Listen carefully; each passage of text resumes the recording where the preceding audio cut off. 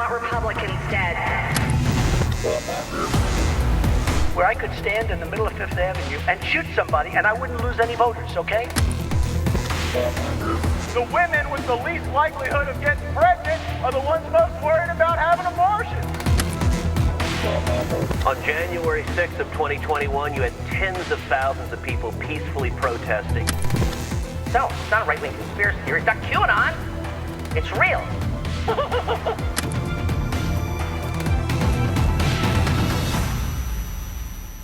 Hi, folks. I'm Rick Wilson, and welcome to the Enemies List. My guest today is Andra Watkins. She is a New York Times best-selling author who has written some absolutely terrific stories and things about her travels, things about her father that are all very compelling and wonderful. But she's writing something right now that I think you'll be very interested in. She is the author of a Substack called How Project 2025 Will Ruin Your Life.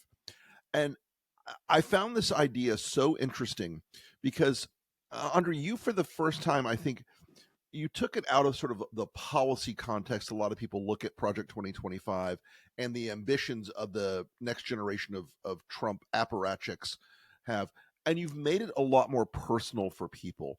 Talk to us a little bit about where your inspiration to do this came from, and walk us through some of the things that you see Project 2025 having an impact on in people's everyday, like immediate lives, not just the sort of abstractions of, hey, the Christian nationalists are coming.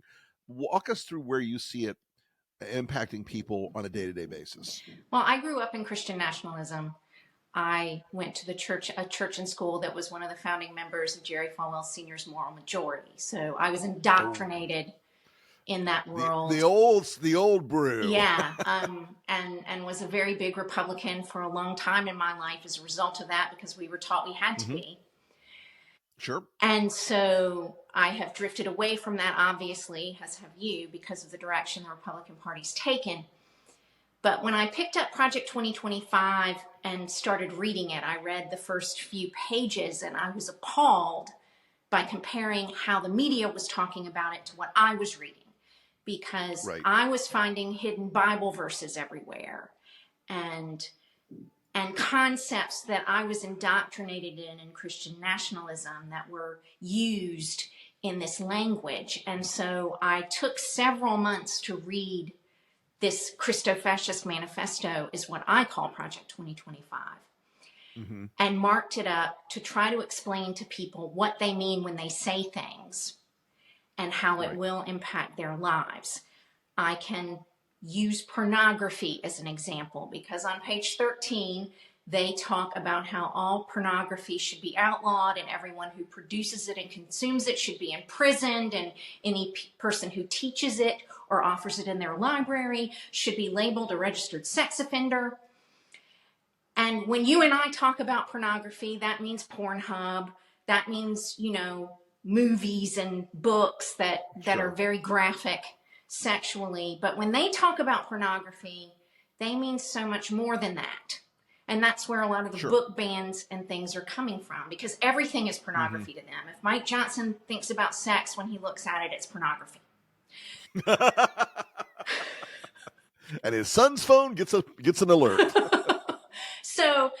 So when they say that, you have to understand who they mean they want to imprison. They want to imprison people who are homosexual, because Mike Johnson has called homosexuality pornography. You've got the school in Florida that banned the Statue of David because it's naked and it's pornography. Any art that has naked people in it is pornography. Any book, and I love to read a good smut romance novel, those are pornography because they have people who aren't married having very graphic sex in them. So you and I wouldn't consider those things pornography, but they do. So it's really important to understand what they mean when they say things so that we can interpret what that would mean for us individually, because we'd all be pornographers according to them. Yeah, I think that is one of the things. I mean, this is the old, the old colloquialism about Potter Stewart saying he knows pornography when he sees it. But in their minds, a lot of this stuff, and one of my favorite discursive moments was watching, I'll find the clip and post it, this woman talking about how the Twilight novels in her children's school library were both pornographic and satanic and had to be taken out. Now, look, they may not be the best writing in the world, but they certainly, I don't think, categorize in anything that a rational person would refer to as pornography. But it is it's the Christian nationalist overlay in this, and you discovering like the Bible verses sort of larded into this stuff. It really is. I think there are really two sort of tracks in America how people look at Project 2025 right now, and one is this sort of Washington D.C., New York media interpretation of, oh, this is a policy thing. Oh, it's the Heritage Foundation. They've always put out a policy book. This will be a sort of guideline, but this really is a more insidious movement and a plan, and it does, folks, go beyond Project 2025 itself with the Heritage Foundation. This is a larger set of intentionalities inside the right, and I don't think as many people have started interpreting this as this will have an immediate impact on people's lives, and I think that's your insight on how much it's derived from the Christian nationalist movement, I think is pretty valuable. Yeah, and if that's the reason I had to endure all that indoctrination and years of therapy and whatever so that I can help people, then great. It has been interesting how much of that is still there. It never goes away. So I use that to interpret it. And it's sobering to see how much of it red states have already implemented. People will say, I don't need to learn about Project 2025. They'll never do that. That'll never happen. But in so many red states, it's already happening. They believe that they live in a fallen world that they can perfect by eliminating all the things that they're afraid of. And that's right. And I wrote about that, Christian nationalists and their urges, which they call sin, but I call urges because we all have them. And so their idea is to use their interpretation of the Bible as the backstop for all of our laws to control everyone's urges so that they're not tempted to fall and give in to their urges. Stuart Stevens, my colleague, he wrote a brilliant book called It Was All a Lie. And he really went through, and I've written 2 books about the decline and fall of the Republican Party, and so has he. But he talks about like the original sin in a lot of this is this underlying racial tension that the party feels. But I think there is a bigger issue as well, or a comparable issue, or a parallel issue, that an awful lot of these people have struggled desperately since the 1960s with the fact that gay people are alive in the world, and the fact that human sexuality is this really complicated thing, and while I'm not arguing for teach toddlers about trans issues or any of that stuff, they really have this vision that of a world that has never existed. That has never been. There has never been that world. There's never been the world where it was all, completely, nothing but straight people as far as the eye can see. It's something in human genetics and human behavior that they would really like to erase. And I have 2 gay sisters. Okay, God love them. They're as I've joked before, their marriages lasted longer than mine did.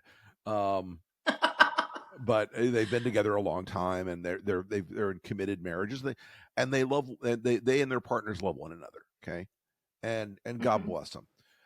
But I think it also speaks to the weird death of the Libertarian Republican Party, because my position on it for decades now has been exactly what business of it is the government's on who gets married, because this is where this is headed, and I don't think people understand this. They didn't say it explicitly in Project 2025, but they're going to roll back gay marriage in America. They say it not explicitly. Right. They sort of walk around it a little bit.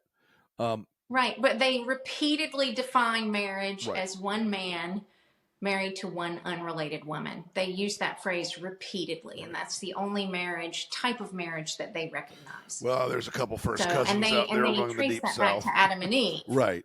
Yeah, I mean, they made male and female because God made Adam and Eve, not Adam and Steve. Right. Adam and Eve got married, and Adam and Steve cannot get married because God would have made it that way if he wanted it to be that way. So that's their rationale for all of that.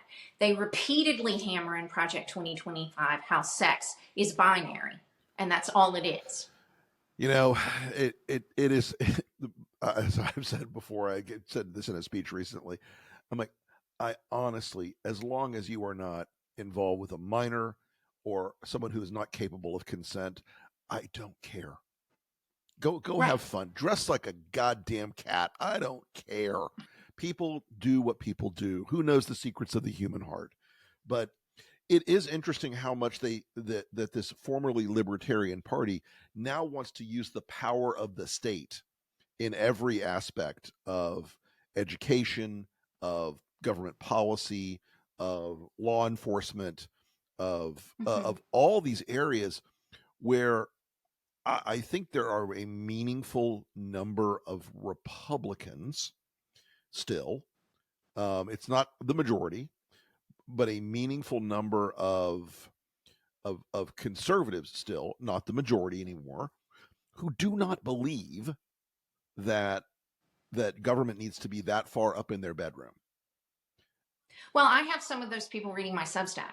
Talk to me about that. I did not expect that, but I do have some libertarian-minded Republicans and independents reading it. They are out there. They are out there. So I want to jump to some of this stuff you've looked at as well under this on the economic ideas contained in Project 2025, which have gotten, I think, a shorter shrift in people talking about what it means and what it's going to do.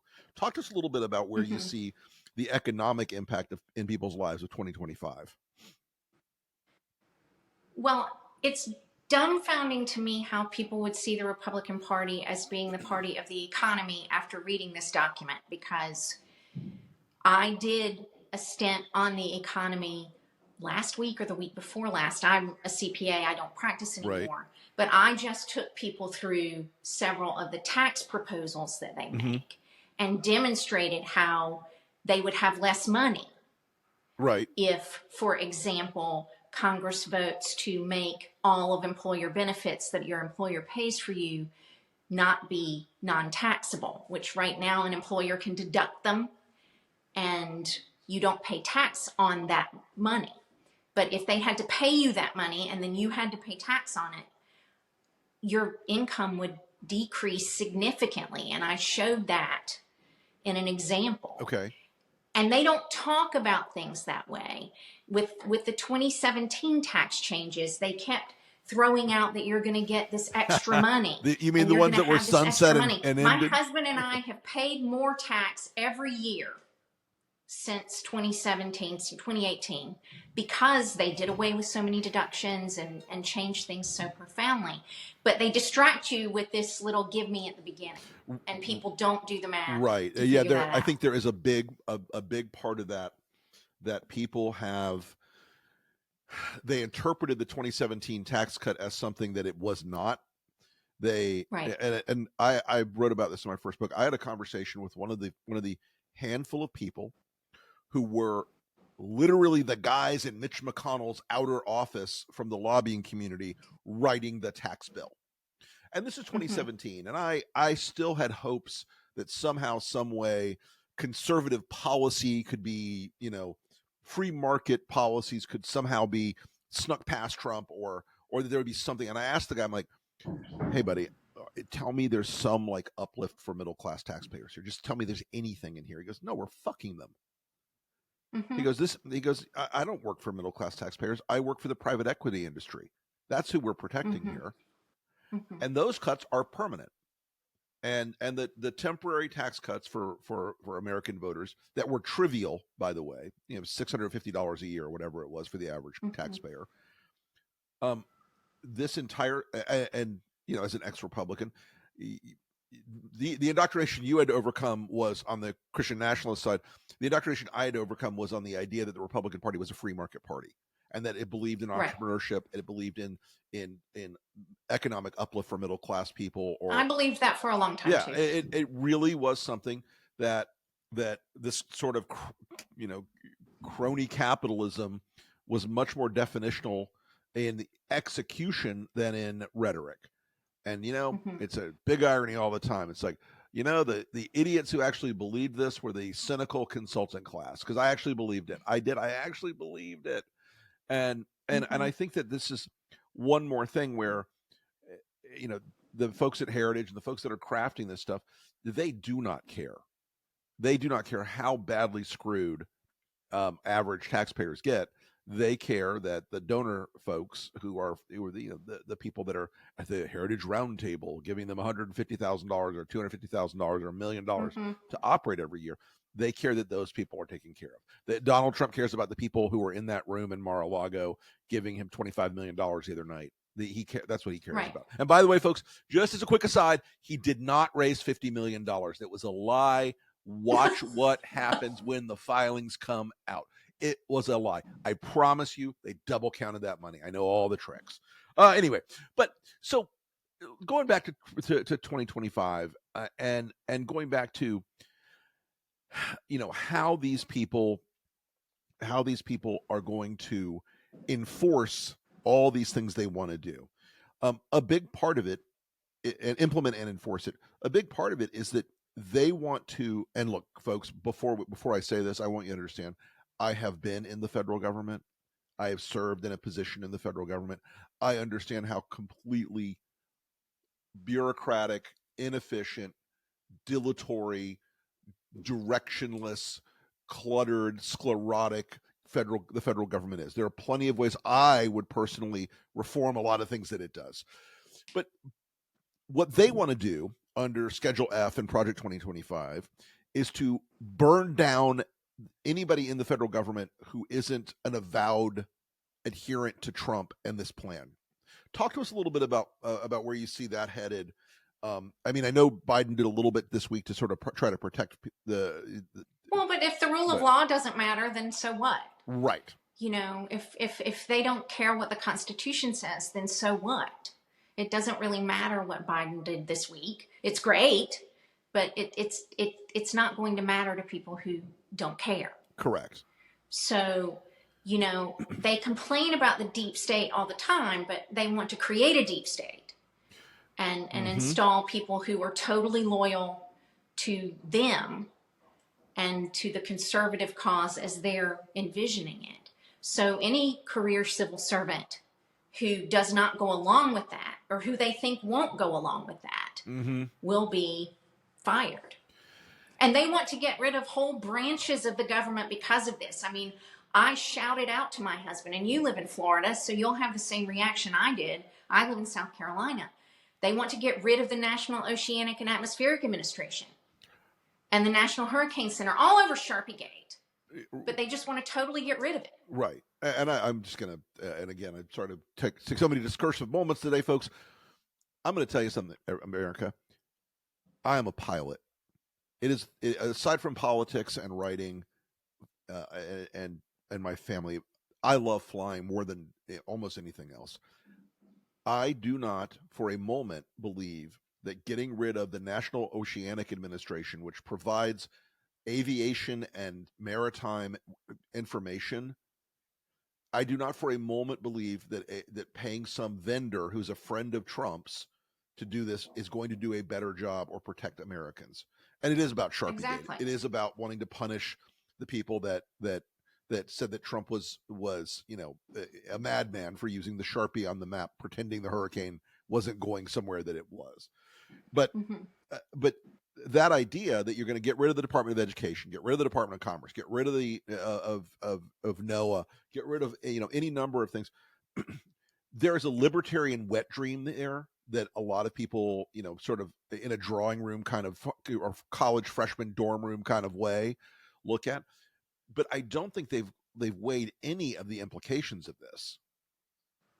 I don't think they care. as long as their donors make more money and give more money to them, I don't think they care. Yeah. What the implications are for you or me. Right. What do you think is the most What's the thing that people are not paying enough attention to inside Project 2025 that you've thought about, that you haven't put out there as much yet? I know that we talked a lot about the LGBT stuff and about the education stuff. What else is in there people haven't been thinking about yet? I haven't written a lot about this yet, but I will. I jump around every week to try to give people a different piece of it, a different flavor every week. Religious indoctrination for welfare assistance and punishment. Say more about that. Their goal is to make religious indoctrination contingent upon getting help or assistance. If you are on unemployment, if you need food assistance, if you need housing assistance, they want to use the model that's used around the South a lot, quite frankly, now, of forcing people, like a woman has a baby she can't afford because Mississippi forced her to. Right. So she goes to get help, and they say, well, we'll be happy to help you, but you have to go to this Bible study every week to get to qualify to earn your diapers for your baby. And you have to meet with this counselor who has no training. They're just going to read the Bible with you and pray and talk about the decisions that you made that caused you to be in this situation. And we're going to talk about how you can change your life to live a more productive and godly life. So then we'll give you housing, we'll give you food coupons. That's already happening in so many places in America, but their vision is to make all welfare that. Well, I want to say this is a fairly terrifying approach, I think, to governance, and nothing in this so far has been nothing in the revelations of 2025 so far, in my mind, have been. There's not a lot of upside in the way this is being planned and presented. And I have said to my friends a lot, remember, Republicans always tell you everything they're going to do. When my Democratic friends were absolutely shocked and horrified when the Dobbs decision came down, my reaction was a little bit jerky, honest. I was like, the hell did you think was going to happen? They told you for 45 years they were going to do this. They told you how they were going to do this. They're going to do a long march through the courts. They're going to put conservative judges on every level of the bench, and they're going to do this. They told you over and over and over and over and over again. And I think that lesson needs to be learned with a lot of people who are looking at Project 2025. They should not look at it as aspirational for the Republicans. They should look at it as a roadmap that they're going to follow and that no one is going to escape. And you can already see that in a state like Tennessee. You know, I mean, they've implemented so much of Project 2025 in the state of Tennessee that I would call it a Christo-fascist state now. It's not a democracy anymore there. And so you can look around red states and see that this is not aspirational. They use the same exact language that they use in Project 2025 in the bills that they propose and in the legislation that they're passing. Right. There are a lot of laboratory states for this stuff. And Tennessee is one, Florida is another, Alabama is another, Mississippi is another. And the interesting part about it is it does start to collide with reality. It does start to collide with how things actually work in the world. But if you have a Trump administration part two, as you said, if the rule of law doesn't matter, and that for them it does not matter, you're going to end up being on the short end of this.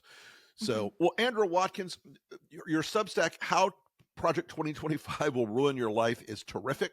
I encourage my folks to follow it and have a look at it, and to subscribe. It's a really interesting and tight insight into where a lot of people with some very bad intentions are headed. So thank you so much for coming on the Enemies List. Tell people where they can find you on social media. I am on Instagram at my name, Andra Watkins. That's where I spend most of my time other than Substack. Cool. Thank you so much for coming on. Thanks for having me, Rick. We'll see you again.